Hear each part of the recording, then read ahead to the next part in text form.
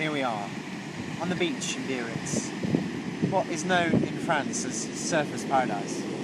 We look out into the distance, there's hundreds upon thousands of surfers enjoying the magnificent power and might of the waves. The sea comes in, the beauty of the sea, and yes, it's quite magnificent actually down here. Oh, and here we are, here's one of the surfers on his way to just have a rest in the waves. He's now going to take off his wetsuit, take his clothes off, and gets completely naked. He's doing some exercises and stretching. Well, there we are, doing some more stretching. But it's quite magnificent. It's a shame about the clouds. But, you see in the distance they're building many more 5-star luxury hotels. It's funny, the water's actually very foamy. It's quite unusual. And there's balloons and syringes. Well, there are no syringes, but I'm guessing. So yes, that's it, darling. I'm here in Biarritz, France, to visit the most famous surfing spot in the entire of Europe. As you can see, there are literally millions of surfers clamouring on their boards, jumping into the ocean, swimming like gnats. Look how tiny and insignificant they look next to the might and the power of the ocean. As you can see, the waves are... But what ocean is it? It's the Atlantic Ocean. The Atlantic Ocean, if you say so. You can see the water's very foamy. This is caused by the backlash of the surfers' boards. As they jump onto the waves, it causes this ripple effect and this, cataclysm of chemistry that goes on in the ocean and causes the foaminess, which is apparently very good for the aquatic wildlife. Back to the studio. I'm here in Biarritz, France, and it's absolutely boiling. The weather is divine. It's not raining, it's not cold, it's not windy, it's lovely. So we've been sitting out here having a delicious meal of pizza and wine, foie gras and all sorts of things.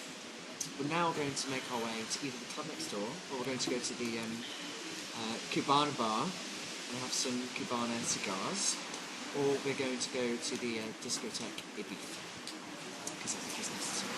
We've experienced lots of fireworks, sort of millennium celebration of Biarritz, because today is the Founders' Day of Biarritz, when the French people built Biarritz. In particular, the rock formation by the beach, because they placed them in perfect positions.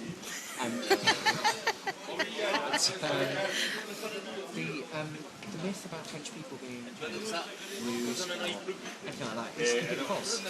The lovely ladies that brought us our pizza in the Victoria Pizzeria No. 20 were absolutely delightful. We gave them a €2 tip. It was lovely. So yes, all in all, we're enjoying the absolutely appalling weather here in France, in Biarritz. So yes, back to you, Dermot and studio. I'm Katy Anchant, live in Biarritz, France. This evening we will be looking at the fashion availability in Biarritz, in France. As you can see, this particular town has been left destitute from the migration of tourists who, at the end of their mating season in high summer, head north to darker climes for Christmas shopping. Now, you can see what has happened to this town in the meantime. There is absolutely nothing to buy. There is absolutely nowhere to go. Now, I have been on a hunt on my trip to find a night spot to spend time. Now, I think if we go down this way, wait, quickly!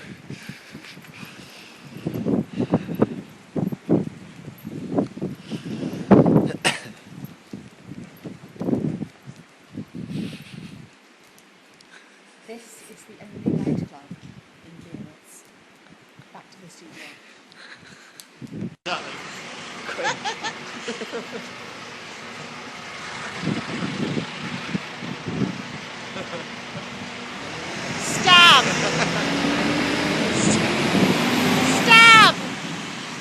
I'm Katy Anchant, here in Biarritz, France. I've got to tell you, it's not looking good. This is the centre of Biarritz. There is one bar over there doing awful karaoke. There is one bar over there playing football. Back to the studio. Me and Katy are here in Biarritz, France. Sat outside the Bar du Jardin. Sitting outside the Bar du Jardin. We've just ordered some house white. It's a lovely evening. The rain is pouring. Biarritz it's a beautiful, picturesque, typical French town. With lovely, no one in it. Lovely buildings, lovely houses, lovely boutiques, lovely shops that sell chocolate and shoes. Shoes. However, the one downside to Biarritz is that we are the only people in Biarritz. There doesn't seem to be anybody else here. This restaurant is thriving. Lots of people here. I'm guessing that the people in this restaurant either own it or are relatives of the people that own it. There is nowhere to go in Biarritz. We're having a great time. It's beautiful. It's very French. Lots of French, nice people. That's one thing I have to say is that the French people have been lovely. Me and Katy both speak shit French, but I think they've been appreciating us, trying to use the, speak in their language. Yes, you can probably hear the drip, drip, drip, drip of the torrential downpour behind us. All in all, apart from the rain and us being the only two souls in Biarritz, we're having a great time. Back to you in the studio. Good evening. This is Katy Anchant reporting live from Biarritz, France. What I need to bring to your attention today is toothpaste. No, it is not poisoned. No, it is not created in a sweatshop. But yes, the cheapest toothpaste in Biarritz, France is €3.65. Now, I went into the chemist to purchase this and found that the average price of toothpaste in Biarritz, France is €8. I contemplated buying the junior toothpaste, bubblegum flavoured, aged 7 to 12 years, for €2.65, but decided to splash out on this Fluorocarol Night Protection at €3.65. Now, this toothpaste is actually made by Procter & Gamble in